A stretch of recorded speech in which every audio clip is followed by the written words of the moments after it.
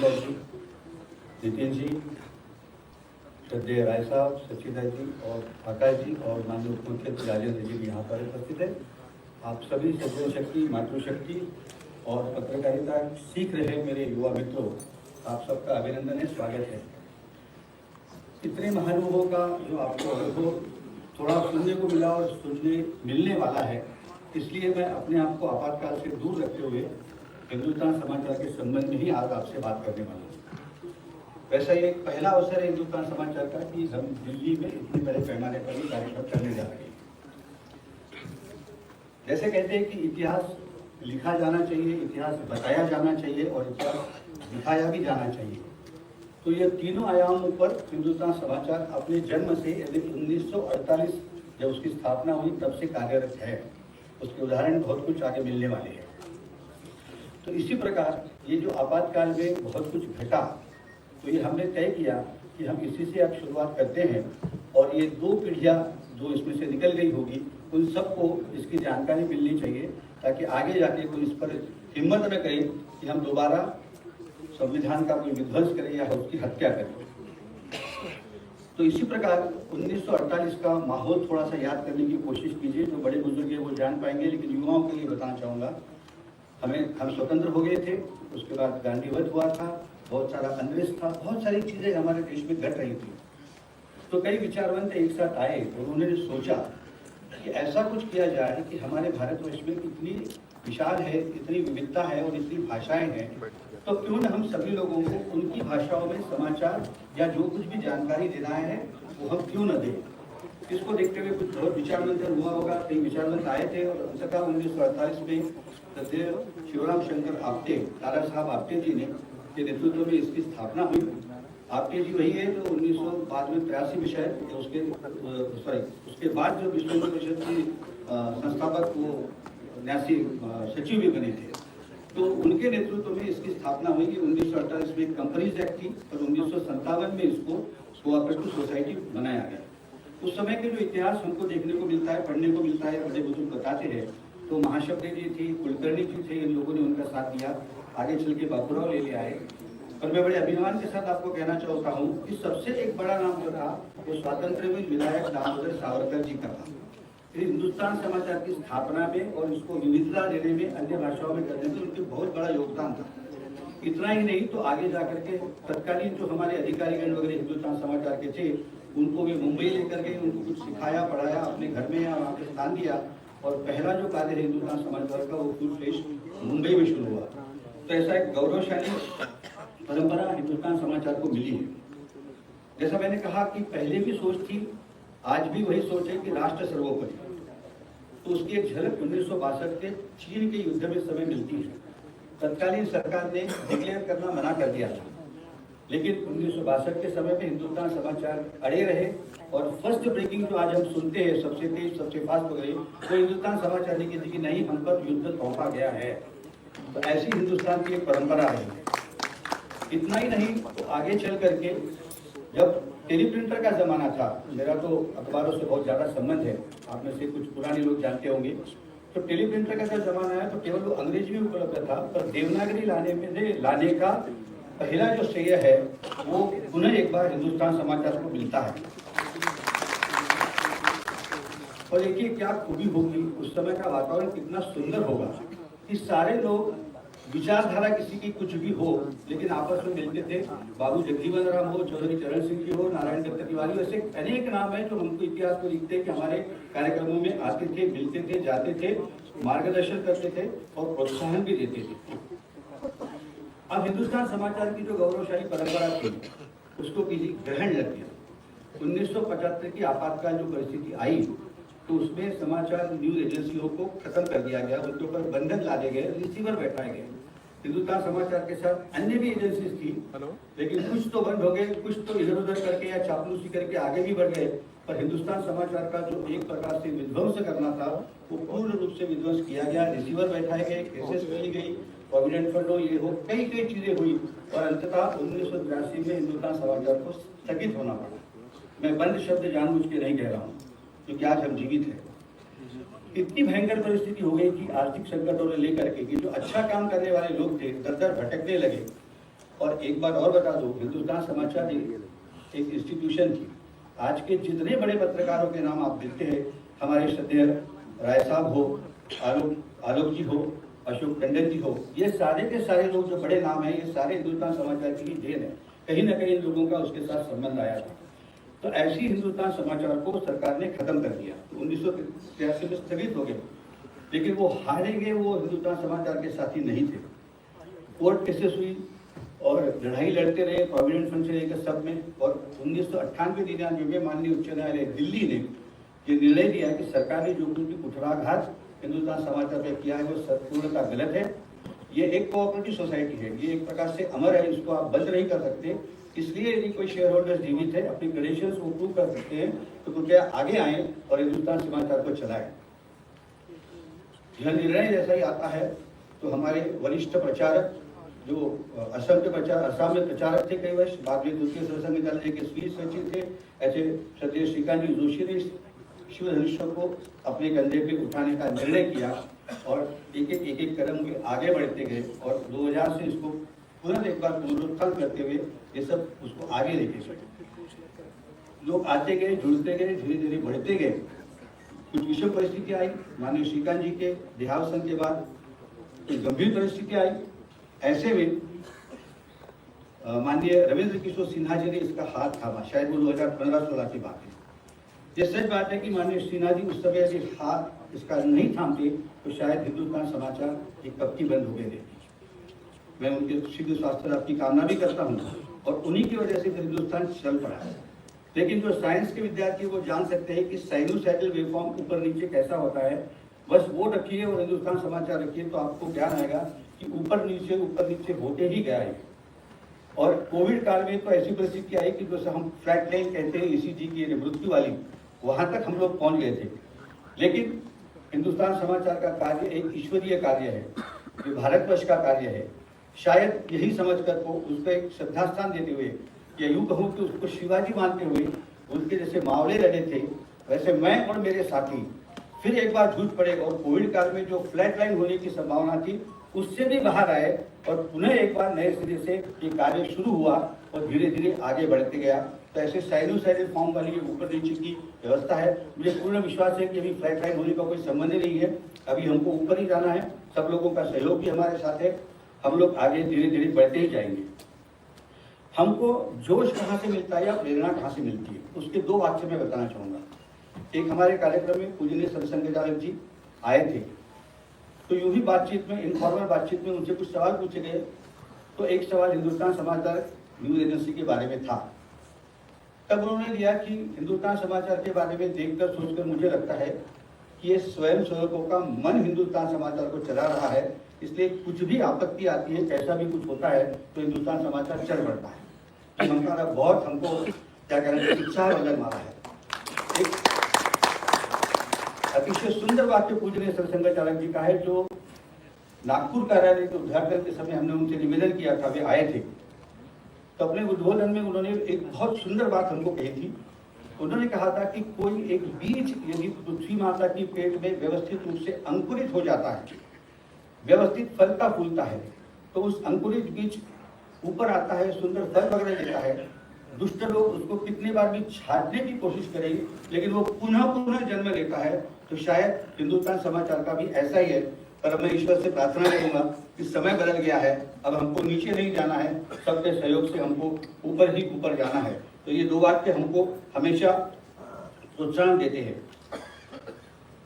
बीच का जो प्रसंग था वो 4.5 करोड़ रुपए की देनदारी से निकल करके, नुकसान से निकल करके, ये कोऑपरेटिव संस्था पिछले साल इसने, जिसको अंग्रेजी में कहते हैं आउट ऑफ रेट, तो छोटा सा मुनाफा कमाया है। इस वर्ष भी हमको पूरी आशा है कि हम कुछ और ज़्यादा मुनाफा कमाएंगे। और वो बिजनेस वाला हूँ मैं, व्यवसाय हूँ, तो हमारे इसमें कहा जाता है कि the company which is in red, वो कॉन्जिक्यूटिवली 3 वर्ष सकारात्मक परिणाम देती है, तो वो एक प्रकार से अमरत्व प्राप्त कर सकती है या और ऊंचाइयाँ कर सकती है। तो प्रभु से प्रार्थना है कि ऐसा ही हमारे साथ घटे और हम उसको आगे लेते जाएंगे। बताना चाहूँगा कि इसी हिंदुस्तान समाचार को, जिसके ऊपर बहुत सारी चीजें लगती थी प्रोविडेंट फंड और इसको लेकर के, तो 2 वर्ष पहले जीएसटी डिपार्टमेंट गवर्नमेंट ने हमको एक सर्टिफिकेट दिया, हमारा एप्रिसिएशन किया और हमको बताया कि आपने बहुत अच्छा काम किया है, राष्ट्र के जो कल्पना है उसके लिए जीएसटी का योगदान आपका बहुत पूर्ण है। आप इस सर्टिफिकेट को आपके प्रचार प्रसार के लिए भी प्रयोग में ला सकते हैं। तो ऐसी ही चीज़ों से हम लोग संबल लेते हैं, सीखते हैं, शक्ति लेते हैं और आगे बढ़ते रहते हैं। इस समय 175 स्थायी कर्मचारी है, लगभग 700 से ज़्यादा संवाद सूत्र पूरे भारतवर्ष में फैले हुए हैं। 13 भारतीय भाषा और 2 विदेशी भाषा यानी अंग्रेजी और उर्दू कह रहा हूँ, और 13 भारतीय भाषा में आप भाषा का नाम लीजिए, कहिए तमिल कहिए, संस्कृत कहिए, मराठी कहिए, गुजराती कहिए, पंजाबी कहिए, उड़िया कहिए, नेपाली कहिए, बांग्ला, सब भाषाओं में एक साथ हम समाचार प्रेषित करने का काम करते हैं। अनऑफिशियल डाटा हो सकता है, लेकिन जो जानकारी हमने कोशिश की तो पूरे विश्व भर में, दुनिया भर में हमको एक भी एजेंसी ऐसी नहीं मिली कि जो ऑल अंडर वन रूफ 15 भाषाओं में समाचार दे रही है। वो आपकी अपने हिंदुस्तान समाचार, बहुत भाषाएं दी जाती है लेकिन अलग अलग स्थानों से, लेकिन हमको बड़ा आनंद है कि हम ये सब कर पा रहे हैं। इसी के बीच में मैं ये बताना चाहूंगा कि बीच में जो आक्रमण हुआ था कि print is going to die, ऐसा कतई नहीं है। तो मैं तो, मेरा पेट पूजा पानी सब जो है वो प्रिंटिंग से संबंधित है, मेरा व्यवसाय भी उससे संबंधित है। आज आप देखते हो कि बड़े बड़े अखबार विज्ञापन दे रहे हैं कि हम आपको सत्य परोसते हैं, हम फेक न्यूज की जो बातें हैं वो दूसरे दिन आपको सिद्ध करके देते हैं। तो इतना बड़ा प्रिंट बैंक का महत्व है। और कभी कभी मैं इसको 1948 की परिस्थिति से जोड़ के देखता हूँ, तब तो डिजिटल एरा नहीं था, पर उस समय के हमारे शिखर पुरुषों ने सोचा होगा कि आगे ये गड़बड़ा ना हो और कोई गलत धारणाएं किसी को नहीं मिली, इसलिए अपनी मातृभाषा में और भारतवर्ष में उनको भारतीय भाषाओं में सबको मिलना चाहिए। तो प्रिंट मीडिया का महत्व जानते हुए हमने सोचा कि हम क्या कर सकते हैं। तो बहुत सी चीज़ें तो हम करते हैं, प्रेषित समाचार तो देते हैं, लेकिन हम 2 पत्रिकाएं भी चलाते हैं। एक पत्रिका मासिक है जिसका नाम है नवोत्थान, जो भारतीय संस्कृति और इस चीज को लेकर के प्रेषित है और हर एक महीने में निकलती है।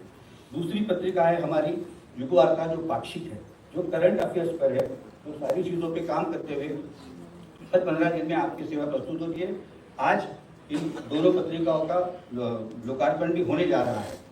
इस पे हम आप लोगों से आमंत्रित करते हैं कि आप हमसे जुड़िए, इसकी पत्रकारिता की पत्रिकाओं के सदस्य भी बनिए, और आप यदि कुछ लिखते पढ़ते हैं, आपके पास कुछ अच्छी चीज़ें हैं, सकारात्मक चीज़ें हैं, तो आपकी अपनी भाषाओं में, कोई भी 15 भाषाओं में से हमको जरूर भेजिए। हम उसको निश्चित रूप से व्यवस्थित करके, ठीक करके, आपको दिखा करके उसको प्रकाशित करने का काम पड़ेगा। तो हमारा भी परिवार बढ़ेगा और पूरे भारत की खबरें हमको मिलेगी, जो आज की हमारी आवश्यकता है। आज हिंदुस्तान समाचार प्रसार भारती के अलावा कई अखबारों को, मौजूदा और बड़े अखबारों को अपनी सेवाएं प्रदान करती है। कई पोर्टल्स के साथ हम लोग जुड़ चुके हैं, कई न्यूज एग्रीगेटर्स के साथ हम जुड़ चुके हैं। इतना ही नहीं तो आपको आनंद होगा कि गूगल ने भी हमारी सेवाएं देना शुरू कर दिया है, जिसका हमको हर महीने में भुगतान भी होता है। जियो पोर्टल में भी हम लोग चले गए हैं। माइक्रोसॉफ्ट से भी हमारी बातचीत चल रही है। फॉरेन एजेंसीज भी बात चल रही है, लेकिन उनके प्रोटोकॉल और वो बहुत सी चीजें होती है, लेकिन आज नहीं तो कल उनको भी हमारे पास आना पड़ेगा, ये मेरा पूर्ण रूप से विश्वास है। उर्दू भाषाओं को लेकर के हम बहुत उत्साहित है, बहुत अच्छा काम कर रहे हैं। National council for promotion of Urdu languages के मार्फत से हम उर्दू की सेवाएं को और अच्छा और बेहतर बनाने जा रहे हैं, जिससे हम जितनी भी हाई कमिश्नरेट मुस्लिम राष्ट्र और इनकी है उनके पास हम संपर्क करेंगे, कर चुके हैं ऑलरेडी। तो उन्होंने कहा है कि हम आपकी खबरें देंगे और म्यूचुअली बेनिफिशियल जो बात होती है एक दूसरे के आपस देश की, तो हम खबरें देंगे। तो हमने बहुत कुछ सोचा है और करने जा रहे हैं, सपना हम बड़ा देखता है। अंतिम बात आपसे कहने जा रहा हूँ, मैंने समय नहीं ज्यादा लिया है नहीं, अध्यक्ष का अधिकार होता है कुछ भी बोले, लेकिन कब बोलना ठीक रहता है। तो मेरी अंतिम बात, ये जो कार्यक्रम का हमने सोचा है, हम सपने बहुत बड़े देखते हैं, क्योंकि सपने देखना बड़ा अच्छा है। और इसके पीछे की बात भी बता देता हूँ। आज जो मैं आपके सामने खड़ा हूँ, तो जो मुझे एक प्रकार से क्या शब्द कहूँ, कहा गया, धकेला नहीं गया, प्रेम पूर्वक आदेश भी दिया गया। ऐसे दोनों व्यक्ति यहाँ पर उपस्थित थे, श्रद्धेय भैया जी और आदरणीय नितिन जी, बड़े भाई नितिन जी। इन दोनों ने कहा था कि दिल्ली में काम करना है, अच्छे से काम करना है, डट के रहना है और हारना नहीं है। तो आज देखते देखते 9-10 साल हो गए और हिंदुस्तान समाचार यहाँ तक पहुँच गया है। तो हम ये सोच रहे हैं कि इस आपातकाल से हमने बहुत कुछ सहा है। तो नई पीढ़ी को बताने के लिए वर्षा ऋतु के बाद हम जो प्रमुख 5 या 6 शहर है वहाँ पर इसी प्रकार से कार्यक्रम करने जाने वाले हैं। जैसा कि एक नागपुर है, पता ही है आपको नागपुर का, मतलब मैं भी नागपुर से ही हूँ, वहाँ पे हम एक कार्यक्रम करने जा रहे हैं। भोपाल मध्य प्रदेश की राजधानी, मध्य प्रदेश की पहला राज्य है जिसने मीसा बंदियों को पेंशन देना शुरू किया। एक कार्यक्रम भोपाल में, लखनऊ में जयप्रकाश जी की मूवमेंट पटना से शुरू हुई, तो पटना में संभव हमको गुजरात में जो कि बड़ौदा अहमदाबाद में ऐसे 5 या 6 कार्यक्रम हम करने की योजना है। और अगले 26 जून 2026 को ईश्वर ने चाहा तो आप हम सब पुनः एक बार एकत्रित होंगे और हमारे सर्वोच्च आदर्श हमको करने वाले वरिष्ठ नेतागण हमारे श्रद्धा केंद्र हमारे साथ मार्गदर्शन के लिए आएंगे और संभव हुआ तो हम लोग भारत मंडप में मिलेंगे। आप सब यहाँ पर आए, हमारा उत्साहवर्धन किया, जो मेरे लिए सौभाग्य की बात है। मिलने का आनंद, सबको जानने का आनंद अलग होता है। और हिंदुस्तान समाचार का काम करते समय यदि मैंने कुछ पाया है, पूरे भारत भर में प्रमाण करता हूँ, तो वास्तव में विविधता में कितना आनंद है और भाषा कोई भी अड़चन नहीं है, ये मुझे अच्छे से पता चल गया है। बहुत बहुत धन्यवाद, नमस्कार। बहुत बहुत धन्यवाद माननीय अध्यक्ष जी। अब वो अवसर जिसके लिए हमने पिछले 1 महीने से करीब बहुत कुछ करके कुछ 2 पत्रिकाएं तैयार की हैं। पत्रिकाओं को तैयार करने का उद्देश्य यही है कि वह नई पीढ़ी तक पहुंचे, उस कालखंड में कितनी घटनाएं हुई और जिन लोगों ने उसका अनुभव किया उनके अनुभव भी उसमें हैं। राय साहब हैं, उनका अपना लंबे समय से एक आपातकाल पर रिसर्च चल रहा है, वो भी है। तो ऐसी दोनों पत्रिकाएं युगवार्ता पाक्षिक अनवोत्थान, उन दोनों का लोकार्पण मैं मंचस्थ माननीय सभी अतिथियों से आपसे आग्रह करता हूं कि दोनों पत्रिकाओं का लोकार्पण कर हमको सम्मानित करने के लिए बहुत बहुत धन्यवाद। आइए।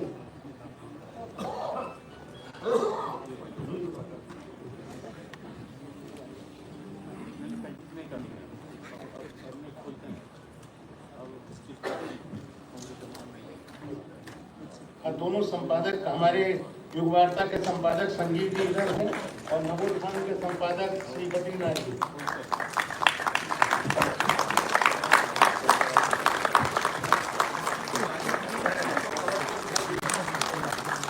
तालियों में थोड़ा जोश नहीं है आपातकाल में।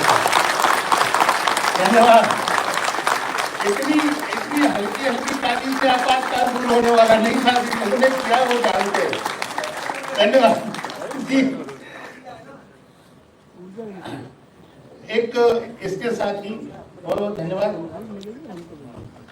हम सब जानते हैं कि हम सबके बीच पहले मीसाबंदी माननीय राय साहब हैं और वे लगातार आपातकाल पर एक स्तंभ लिख रहे हैं। ऐसे उनके सभी लेखों का संकलन कर इमरजेंसी के 50 साल एक पुस्तक प्रज्ञा संस्थान ने तैयार की है।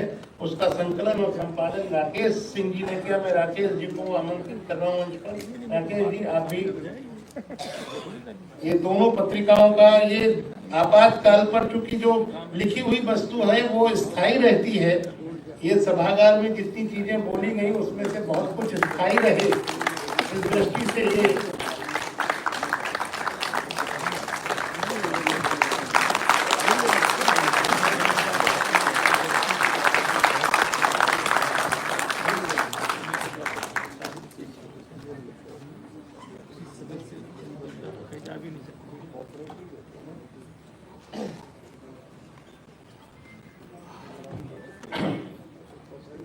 हमारा सौभाग्य है कि पूर्व केंद्रीय मंत्री और कवि सत्यनारायण जटिया जी को आप सबने सुना होगा और वे सभागार में उपस्थित हैं। बहुत वरिष्ठ पत्रकार एकदम पुणे में बैठे हैं श्री अच्युतानंद मिश्र जी, हमारे हिंदुस्तान समाचार बोर्ड के डायरेक्टर भी हैं। आप मंच पर हैं। इधर दीनदयाल जी पर शोध करने वाले माननीय महेश जी जो एकात्म पर कार्य कर रहे हैं। रविकांत जी गर्ग पूर्व विधायक और हमको हमेशा सहयोग देने वाले एचएन शर्मा जी, आप भी सभागार में हैं। और हमें हमेशा प्रेरित करने वाले हमारे वरिष्ठ प्रचारक लक्ष्मी नारायण भाला जी, आप भी सभागार में हैं। आपने अभी हमारे अध्यक्ष जी के माध्यम से सुना कि हिंदुस्तान समाचार की यात्रा कितनी आड़ी तिरछी ऊपर नीचे होती रहती है। पिछले 7-8 सालों से हम जिनके नेतृत्व में काम कर रहे हैं, ऐसे अरविंद वाडीकर जी ने हमको हमेशा संबल दिया। ठीक है, भैया जी जोशी और दत्ता जी उनको उनकी प्रेरणा है, पर वो हमारे सामने प्रेरणा बनते रहते हैं। और जो बीच का कालखंड आया, निश्चित तौर पे वो बहुत कठिन था कोविड के समय। तो गडकरी जी, आप अपने वक्तव्य से पूर्व आपके नागपुर निवासी और हमारे अध्यक्ष जिन्होंने हमको हमेशा सफल किया है। ऐसे अरविंद माडीकर जी का हिंदुस्तान समाचार परिवार की ओर से एक अंग वस्त्र देकर उनका सम्मान करें, ऐसा हमारा आग्रह है।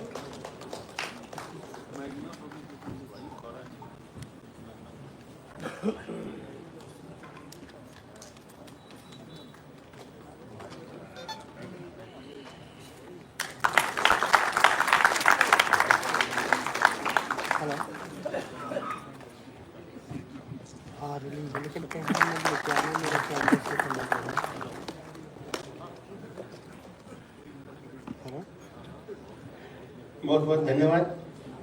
बहुत साफ साफ, खरी खरी, स्पष्ट और देश को आगे ले जाने वाली योजनाओं को नीचे तक उतारने वाले माननीय केंद्रीय मंत्री श्री नितिन गडकरी जी, आपसे मैं आग्रह करता हूं कि आप हमें संबोधित करें।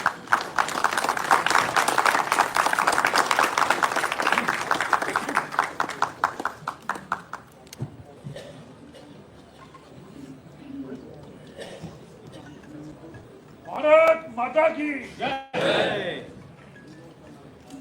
हमारे सबके मार्गदर्शक परम आदरणीय नेताजी, आदरणीय विजय जी, विशेष रूप से ये जो इमरजेंसी आई थी उसके पहले और इमरजेंसी के कार्यकाल में इस संघर्ष में जिनकी ऐतिहासिक भूमिका रही, ऐसे आदरणीय राम बहादुर राय जी, आदरणीय गोविंदाचार्य जी, मध्य प्रदेश के उप मुख्यमंत्री राजेंद्र शुक्ला जी, हिंदुस्तान समाचार के प्रमुख अरविंद माडीकर जी, सच्चिदानंद जोशी जी, आकाश पाटिल जी, और विशेष रूप से आपातकाल के इस संघर्ष में जिन महान लोगों ने उस समय बहुत संघर्ष किया है, उस संघर्ष में जिनका बहुत बड़ा योगदान है, ऐसे अनेक लोग यहाँ आज उपस्थित हैं। वो सभी आदरणीय भाइयों और बहनों, सबसे पहले आज आपातकाल के जो 50 साल पूरे हुए हैं, ये एक भूतकालीन इतिहास है। आपातकाल क्यों लगा, इसका पहले पार्ट में हमको विचार करना चाहिए, और आपातकाल के कार्यकाल में हमारे ऊपर किस प्रकार का अन्याय अत्याचार हुआ, पूरे देश में कैसा हुआ, ये दूसरा कार्यकाल, उसका दूसरा भाग हो सकता है। मैं 1975 में HSC मैट्रिक में पढ़ रहा था। वो दिन मुझे याद है कि जिस दिन अखबार नहीं निकले, जिस प्रकार से दमन किया गया, जिस प्रकार से संवैधानिक अधिकारों का हनन किया गया, निरपराध लोगों को जिस प्रकार से maintenance of internal security act के अंदर जेल में अरेस्ट किया गया, और जो दमन चक्र था, उसका इतिहास हम कभी भूल नहीं सकते। पर भूतकालीन इतिहास इसलिए महत्वपूर्ण होता है और वर्तमान काल में उसको इसलिए याद करना चाहिए ताकि भविष्य में हम उससे कुछ सीखे, कुछ प्रेरणा लें। विशेष रूप से हमारे देश में इंदिरा जी जब प्रधानमंत्री बनी 71 के चुनाव के बाद, उसके बाद में जो घटनाक्रम था, उसमें जयप्रकाश नारायण जी के नेतृत्व में धीरे धीरे भ्रष्टाचार के खिलाफ एक काफी बड़ा जन आंदोलन देश में खड़ा होने की शुरुआत शुरू हुई, और बिहार इसका केंद्र था। मेरी यादगार अगर ठीक होगी तो उस समय शायद गोविंद जी पटना विभाग प्रचारक थे, और ये आंदोलन जब शुरू हुआ तब इस आंदोलन की व्याप्ति बढ़ती गई, और कांग्रेस विरोधी विचारों के अनेक लोगों ने इसका समर्थन किया, और विशेष रूप से समग्र क्रांति, ये जो जेपी जी ने उस समय घोषणा की थी, उस समय यह आंदोलन बिहार में काफी तेजी से बढ़ने लगा। शायद अश्विनी चौबे जी उस समय पटना यूनिवर्सिटी के स्टूडेंट यूनियन के शायद अध्यक्ष उसी के दूसरे साल चुन के आए थे, और सुशील जी भी थे उस समय, और बिहार में विद्यार्थी परिषद का अनेक कार्यकर्ताओं का सहभाग उसमें था, और उस समय मैं भी विद्यार्थी परिषद का कार्यकर्ता था। विद्यार्थी परिषद के अनेक विद्यार्थियों का सहभाग होते हुए आंदोलन बहुत तेजी से बढ़ता गया, और इस आंदोलन में हमारे विचार परिवार के जो दो प्रमुख व्यक्ति हैं, जिन्होंने इस आंदोलन को बहुत ताकत दी, शक्ति दी और दिशा दी, उन दो व्यक्तियों में जिनका उस समय जो एक प्रकार से बहुत बड़ा कंट्रीब्यूशन था, उसमें गोविंदाचार्य जी थे और दूसरे हमारे राम बहादुर राय जी थे।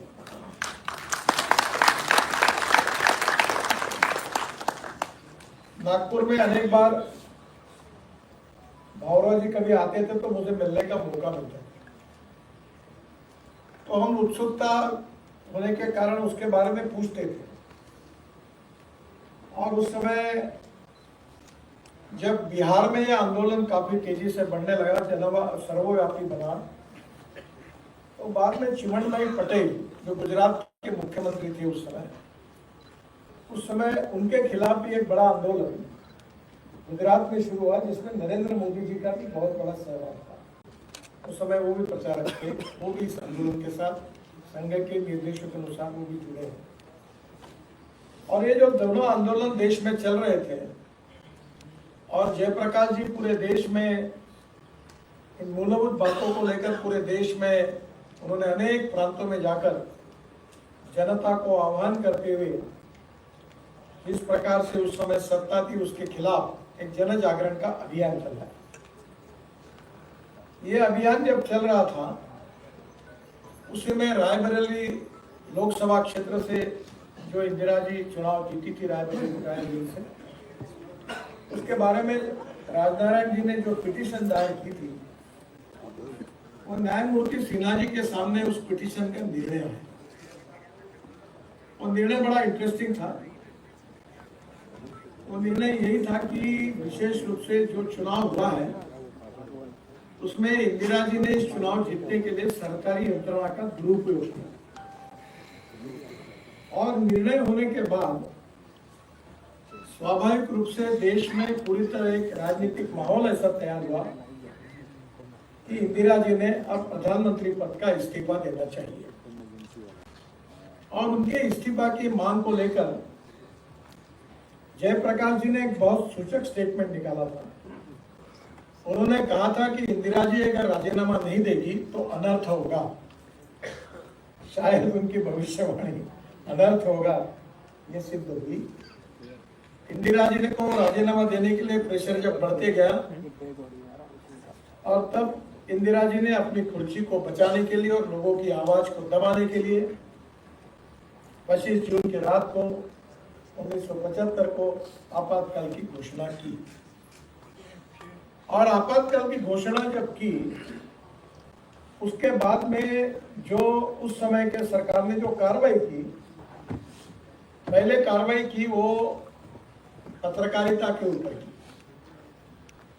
उस दिन अनेक अखबार नहीं निकल सके, पुलिस ऑफिसर अखबार के ऑफिस में जाकर बैठे, सेंसरशिप लग गई, और उसके कारण जो संविधान में हमें जो हमारे अधिकार है, फंडामेंटल राइट है, फ्रीडम ऑफ स्पीच है, जो संविधान का भावार्थ है, उसको कुचला गया। आप सबको पता होगा कि संविधान के बारे में केशवानंद भारती केस में सुप्रीम कोर्ट के खंडपीठ में चीफ जस्टिस भी थे और बड़े प्रमाण पर न्यायमूर्ति भी थे, और सुप्रीम कोर्ट ने ये केशवानंद भारती केस में ये निर्णय दिया था कि salient features of the constitution can not be change. हमारे संविधान का जो भावार्थ है वो कभी बदल नहीं सकता, जो स्पिरिट है वो बदल नहीं सकता, और यही लोकतंत्र का आत्मा था। और लगातार अपनी कुर्सी बचाने के लिए लगातार इन अधिकारों का हमारे स्वतंत्रता के हनन जितना हो सकता है उतना किया गया। दुर्भाग्य का विषय ये रहा कि उस समय जो पार्टियां थी उसमें जनसंघ था, समाजवादी पार्टी थी, हमारे कांग्रेस संगठन थी, जो लोग इस बात के लिए विरोध कर रहे थे उनको सबको maintenance of internal security act में अरेस्ट किया गया। अटल जी को, अडवाणी जी को, जॉर्ज फर्नांडिस जी को, सबको बंगलोर के जेल में भेजा। और रात को 12-12, 1-1 बजे, 2-2 बजे पुलिस वाले आते थे, कोई कारण नहीं बताते और उनको उठाकर लेकर जेल में बंद करते। ये सिलसिला चालू रहा। इन सब के पीछे ताकत के रूप में राष्ट्रीय स्वयंसेवक संघ के विचार परिवार की जो ताकत थी, ये पूरे परिवार के ऊपर एक बहुत बड़ा अटैक किया गया। संघ विचारों से प्रेरित जितने हमारे संगठन थे उनके सब कार्यकर्ताओं को ऊपर, प्रमुख कार्यकर्ताओं के ऊपर दमन चक्र पूरी तरह से चलाया गया और अनेक लोगों को अरेस्ट किया गया। और ये जो 2 साल में अरेस्ट किया गया उसकी कोई सुनवाई नहीं हुई। उस समय एक बहुत अच्छी भारत की न्याय व्यवस्था का एक उदाहरण सामने आया। सुप्रीम कोर्ट में जब चर्चा हो रही थी तो सुप्रीम कोर्ट ने अटॉर्नी जनरल नीरेन डे को एक प्रश्न पूछा था और प्रश्न ये था कि अगर कोई व्यक्ति, निरपराध व्यक्ति को कोई पुलिस वाला अगर गोली मार देता है तो क्या उसको न्याय मांगने का अधिकार नहीं है? इसका जवाब नीरेन डे जो अटॉर्नी जनरल थे उन्होंने कोर्ट में दिया था कि my Lord, I am sorry, emergency लागू होने के कारण अगर वो गोली भी मार देता है तो भी उसको कोर्ट में जाकर न्याय मांगने का अधिकार नहीं है, क्योंकि उन सब अधिकारों को हमने समाप्त कर दिया। ये जवाब दिया और ये एक के पीछे एक दमन चक्र चलता है। साहित्यिकों के ऊपर, पत्रकारों के ऊपर, कवियों के ऊपर, कलाकारों के ऊपर। विद्याचरण शुक्ला उस समय ING मिनिस्टर थे और बहुत कथाएं हैं, उस सब के डिटेल में जाने की कोई आवश्यकता नहीं है। कोई किसी के गाने बंद किए, किसी की फिल्म बंद की। एक आंधी करके सिनेमा आया था जिसमें बहुत बड़ा अच्छा सिनेमा था, कोई इंदिरा जी के ऊपर नहीं था, और उस के ऊपर बंदी लाने के बाद उस समय हुई। एक पत्र था किस्सा कुर्सी का, नाटा जी का, उसके ऊपर बंदी लाई गई। जहां जहां जो भी कोई अपने विचार स्वातंत्र के आधार पर लोकतंत्र के बाजू से और इमरजेंसी के खिलाफ बोलता, उसको अरेस्ट करो, उसको बंद करो, उसका दमन करो। यही है। हम दुनिया का सबसे बड़ा लोकतंत्र है। हम लोकतंत्र के बारे में कहते हैं कि हम मदर ऑफ डेमोक्रेसी है। और ऐसे हमारे देश में जिस प्रकार से हुकुमशाही, एकाधिकारशाही आई, उसका एक प्रकार से ऐसा घिनौना तस्वीर हमने देश में देखी। हमारा लोकतंत्र जिन 4 पिलर पर खड़ा है, तो पहला पिलर है लेजिस्लेटिव विंग, हमारे विधानमंडल है, हमारी संसद है। दूसरा जो है वो हमारी जुडिशरी है, न्याय व्यवस्था है। तीसरी जो है व्यवस्था हमारी एग्जीक्यूटिव विंग है और चौथी हमारी मीडिया है। और ये चारों के बारे में, उनके अधिकार, कर्तव्य और जिम्मेदारी के बारे में संविधान में स्पष्ट रूप से लिखा गया है। सबसे बड़ा दुर्भाग्य ये रहा है कि केवल अपनी कुर्सी बचाने के लिए शब्द उचित नहीं है और दूसरा शब्द पर्याय मिलता नहीं। निर्लज्जता के दृष्टि से पार्लियामेंट में ऐसे ऐसे कानून बनाए गए और संविधान की धज्जियां उड़ी गई कि केवल एक इतना बाकी ये भी हो गया कि प्रधानमंत्री के ऊपर कोई मुकदमा नहीं चल सकता। हमारे बारे में प्रचार करते थे कांग्रेस के नेता कि हम संविधान को बदल देंगे। हमने तो कभी संविधान बदलने की बात नहीं की, ना बदलने की कभी हमारी इच्छा थी। पर संविधान की सबसे धज्जियां उड़ाने का पाप अगर उस समय किसी ने किया तो इंदिरा जी के नेतृत्व में कांग्रेस पार्टी ने उस समय किया। केवल आप अगर हिसाब लगाएंगे कि 2 साल में बाद में जनता पार्टी आने के बाद वो दुरुस्तियां रद्द की गई, और वो जो दुरुस्तियां की गई वो लोकतंत्र के लिए लांछन थी। और वो दुरुस्तियां जो है वो केवल व्यक्तिगत स्वार्थ के लिए, अपनी सत्ता को टिकाने के लिए की। और प्रचार ये किया गया एक हमारे बहुत बड़े मंत्री थे उस समय, हमारे महाराष्ट्र के थे, उनका मृत्यु हो गया, कांग्रेस के थे। अंतिम काल में मेरे ऊपर उनका बड़ा आशीर्वाद और गुरु प्रेम था। तो विशेष रूप से उनके भाषण थे, तो मैंने उनको याद किया क्या क्या बोल रहे थे उस समय। तो एक देवकांत बरुआ जी थे उनके साथ, वसंत साठे जी का नाम मैं ले रहा हूँ। तो उन्होंने कहा कि India is Indira and Indira is India,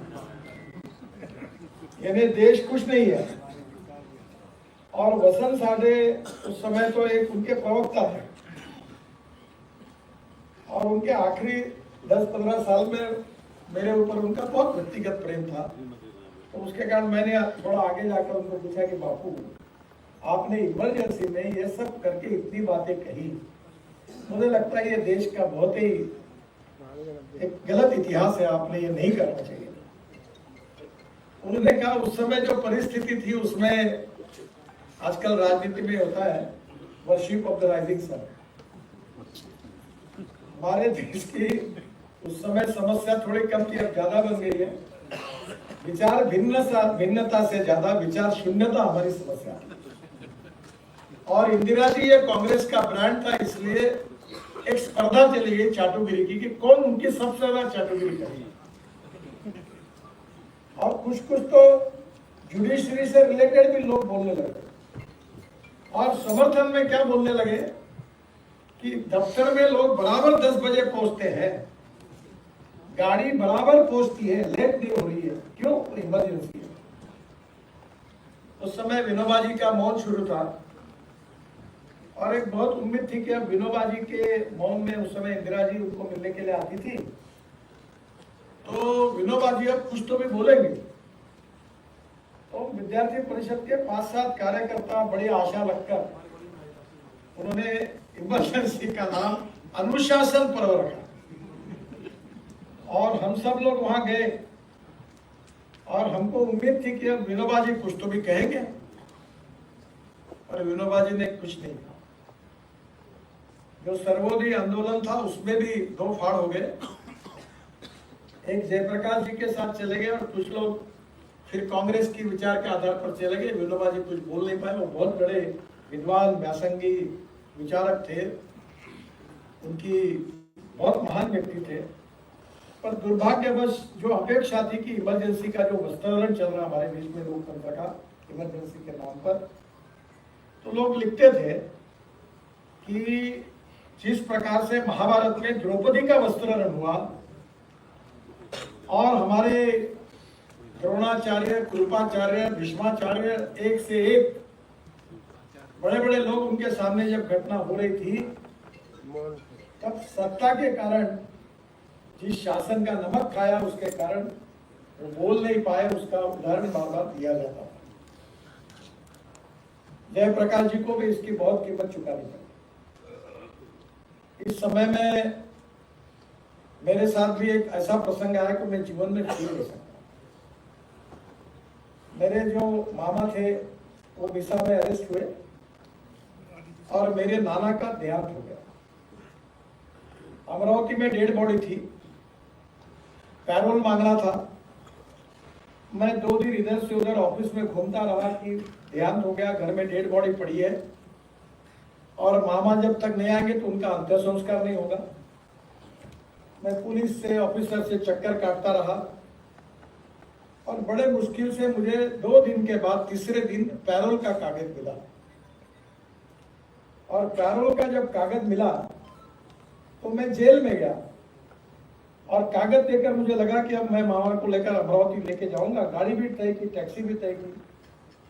तो मुझे सामने वाले पुलिस ने कहा अब जेल बंद हो गया है, सूर्यास्त हो गया है, अभी कुछ भी होगा तो ये सब बंद है, कल सुबह सूर्योदय होने के बाद आइए तब खुलेगा।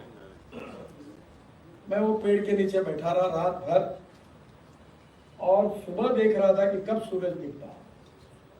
और जब सूरज हुआ तब जेल खुला, तब जाकर कागज दिया, और कागज देने के बाद फिर उनकी 1 घंटे के बाद बाहर आए, और उनको लेकर मैं अमरावती गया था। फिर बाद में मेरे नाना का अंत्य संस्कार हुआ, और ऐसी दहशत थी कि अंत्य यात्रा में भी पुलिस थे।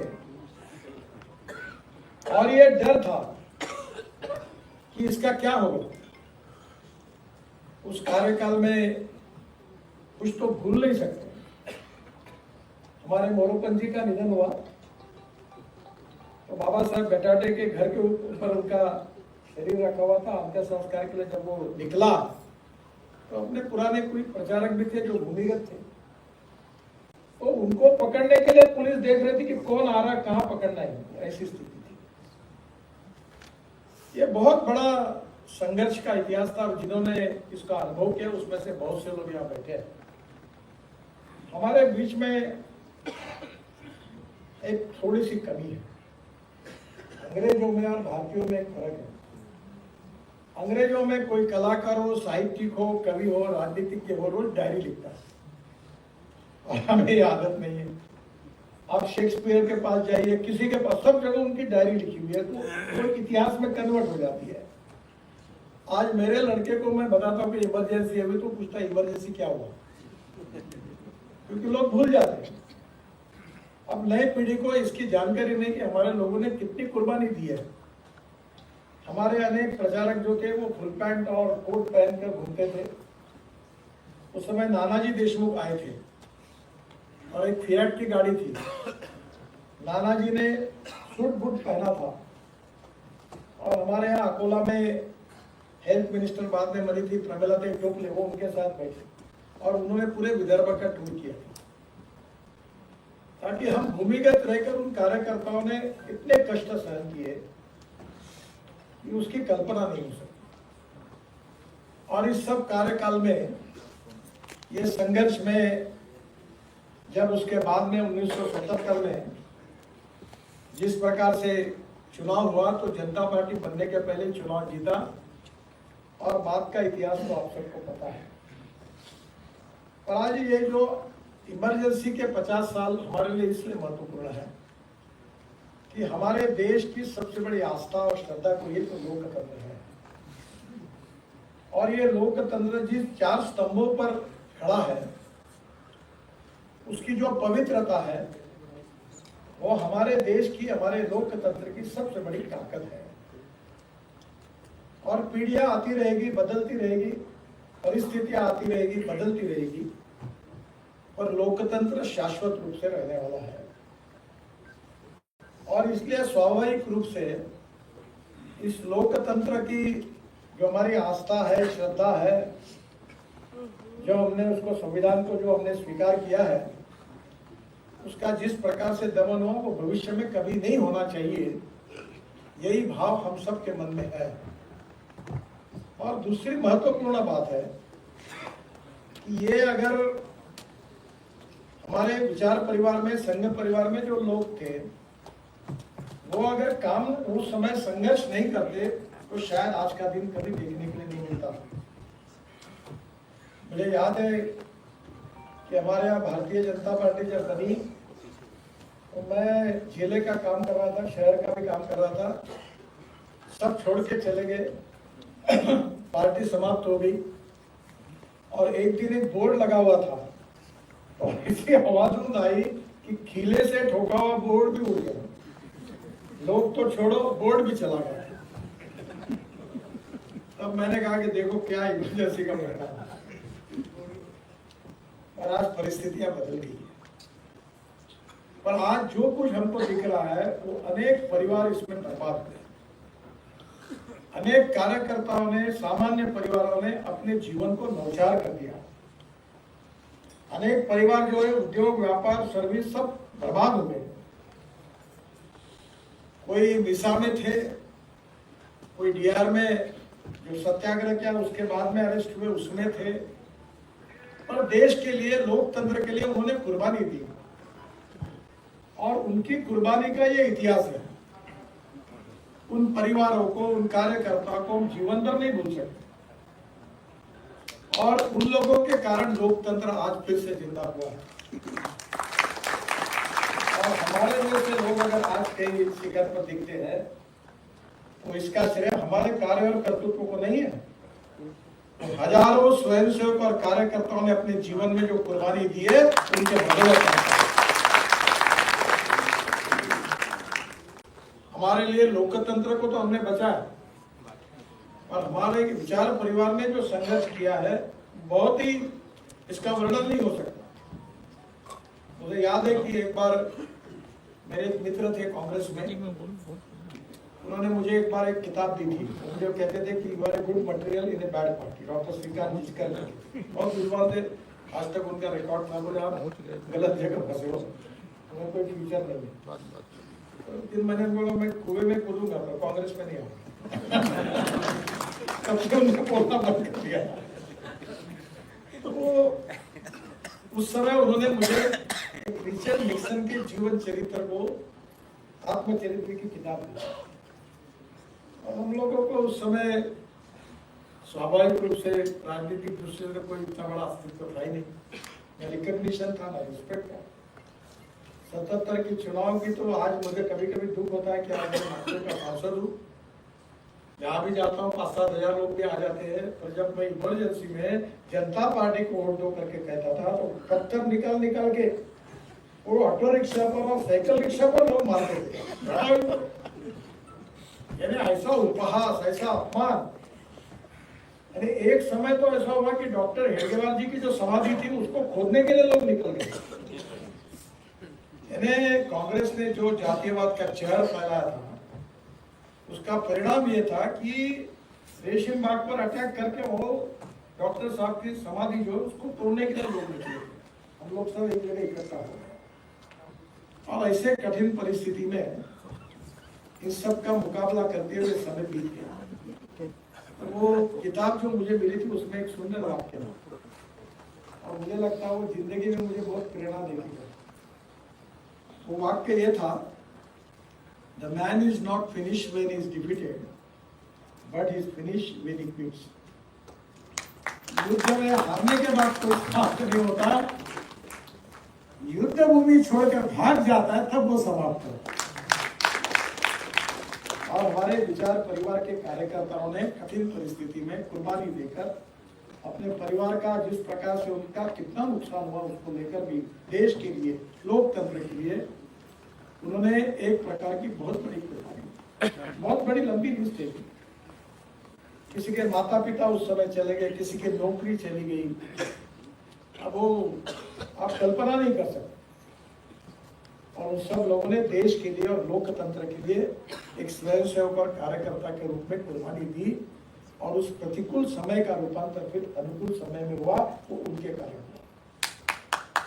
और इसलिए मुझे ऐसा लगता है कि दो चीजें तो बहुत महत्वपूर्ण है। मैं विशेष रूप से बहुत भाग्यवान हूँ कि मैं राम बहादुर राय जी और गोविंदाचार्य जी का उस समय का योगदान, और उन्होंने जिस प्रकार से उस समय जयप्रकाश जी के इसमें जो संघर्ष किया था वो मैं भूल नहीं सकता। दोनों भी हमारे लिए प्रेरणा के स्रोत है, और उनका जीवन भी हमारे लिए आदर्श है।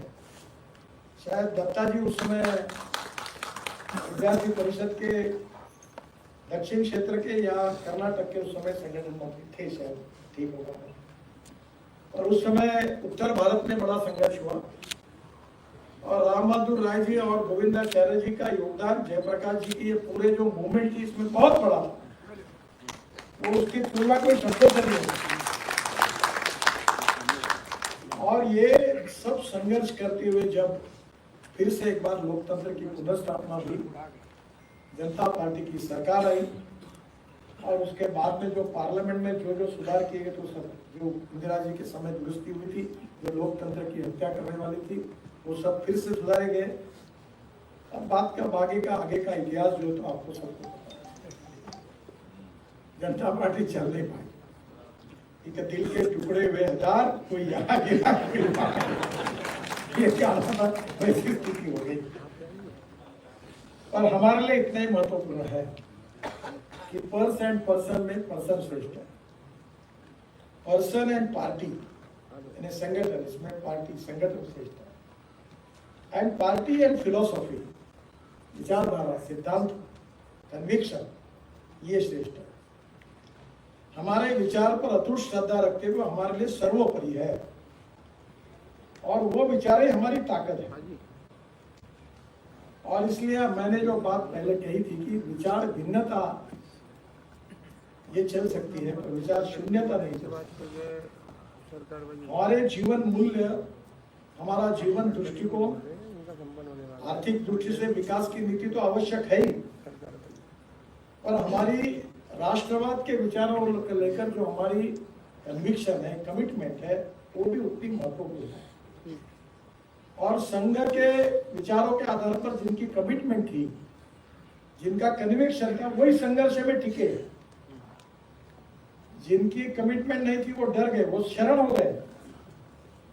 पर जो अपने विचारों पर अटूट श्रद्धा रखते थे वो लोग, उन्होंने कीमत चुकाई, जेल में गए, मिसा में रहे, परिवार बर्बाद हुआ, पर अपने विचारों के साथ उन्होंने कोई कॉम्प्रोमाइज नहीं किया। ये विशेषता हमारी सबसे बड़ी थी। और उन प्रामाणिक कार्यकर्ताओं ने उन प्रतिकूल परिस्थिति में जिन जिन कार्यकर्ताओं ने और हमारे मार्गदर्शकों ने हमको मार्गदर्शन किया, वो आज यहाँ भी उपस्थित है। उनमें से कुछ नहीं है। मुझे याद है, मैं हिंदुस्तान समाचार के भी कार्य को, मेरा संबंध वैसा डायरेक्टली नहीं है, पर अनेक संकटों के उतार चढ़ाव में कहीं ना कहीं मेरा थोड़ा बहुत संबंध रहा। उस समय तरुण भारत में 3-3, 4-4 महीने पगार मिला। बाला साहेब देवरस जी उस समय पहले नासिक जेल में थे, फिर वो नागपुर जेल में आए। और मुझे याद है, एक श्याम कड़वे करके उनके एक सहायक थे, तो मेरे साथ थे, हमारे शाखा के कार्यवाह थे। तो वो और मैं जेल में जा गए, तो बाला साहब ने अपने विड्रॉल पर साइन करके पैसे विड्रॉल हमको दी, और वो विड्रॉल लेकर हम बैंक में गए, पैसे निकाले और उनके पर्सनल अकाउंट से निकाले हुए पैसे तरुण भारत में पहुंचा दिए, कर्मचारियों का तनख्वाह देने के लिए। लोग बहुत बात करते हैं कि वह गरीबों के प्रति क्या है, कभी ये संघ में कहने की प्रथा नहीं है। और गोंदिया के पास उनकी खेती थी, श्रीमंत धनवान परिवार बहुत अच्छा था। ऐसा कभी हो सकता है कि उन्होंने, दोनों भाइयों ने अपनी जमीन, जो काम करने वाला जो उनके यहाँ नौकर था, उसको कुछ जमीन दे दी, कुछ पैसा था वो संघ को, संस्थाओं को दे दिया। भावराव जी और बाला साहब जी के बाद उनके कोई संपत्ति, कोई उनके किसी रिश्तेदार को नहीं मिली, और समाज के लिए उन्हें समर्पित कर दी। और मुझे याद है कि उस समय अगर बाला साहब को पैसा अपने पर्सनल अकाउंट से विड्रॉ नहीं करते तो तरुण भारत को भी बंद पड़ जाता था, कर्मचारियों का पगार भी नहीं दिया जा सकता। मैं कभी भूल नहीं सकता। और भावराव जी और वो इतने ज्येष्ठ व्यक्ति थे कि एक दिन मैं नागपुर के कार्यालय में, बाद में जब उनके पास गया, तो धूप में 44-45 के टेम्परेचर में वो हमारे कार्यालय में एक जगह बैठे थे, कूलर में पानी नहीं था। तो मैंने तुरंत में, भावराव जी इतनी धूप है, या पानी भी नहीं, मैं नया कूलर लाता हूँ, ऐसे कैसे रहा? तो मेरा, नितिन मेरी चिंता मत कर, देश की चिंता। यानी देश के प्रति इतना समर्पित भाव था, ऐसे लोग कभी देखने के लिए मिल ही नहीं सकते। और उनकी त्याग, तपस्या और बलिदान का ये स्वरूप है कि हमने इमरजेंसी समाप्त की और लोकतंत्र की पुनर्स्थापना की। और इसलिए लोकतंत्र को आगे मजबूत रखना, ये तो हमारी कमिटमेंट है ही। पर जिस विचारधारा के आधार पर हमारे विचार परिवार और संगठन के लोगों ने जिस प्रकार की कुर्बानी दी है, उसको अभी कभी हमने भूलना नहीं चाहिए। उन लोगों को भी नहीं भूलना चाहिए और उनकी कुर्बानी को भी नहीं भूलना चाहिए। और ये इतिहास पीढ़ियों पीढ़ियों तक आगे ले जाना चाहिए, लेकिन उनको भी पता होना चाहिए। नहीं तो इतिहास की कल्पना किसी को नहीं। अभी इमरजेंसी के ऊपर एक चित्रपट आया था, उसके पहले शो को जाने का मौका मुझे मिला। वो चित्रपट जो था वो काफी अच्छा हुआ है इमरजेंसी के ऊपर। जब मैं उसको देख रहा था तो अनुपम खेर मेरे साथ थे और कंगना रनावत भी थी। तो मैं उनको बता रहा था कि ये चित्रपट मैं देख रहा हूँ, तब मुझे वो पुराने दिन दिख रहे थे, कैसे होता था, सायरन बजता था, पुलिस आते थे, लोग भागते थे। बहुत कठिन समय था। और इस समय में हमारे कार्यकर्ताओं ने जो प्रकार से काम किया है विचार परिवार के, उसको इतिहास में कोई तोड़ नहीं है। और कभी ना कभी सब इतिहास को याद रखें और भविष्य में इस इतिहास से प्रेरणा लेकर हम भविष्य का इतिहास लिखते समय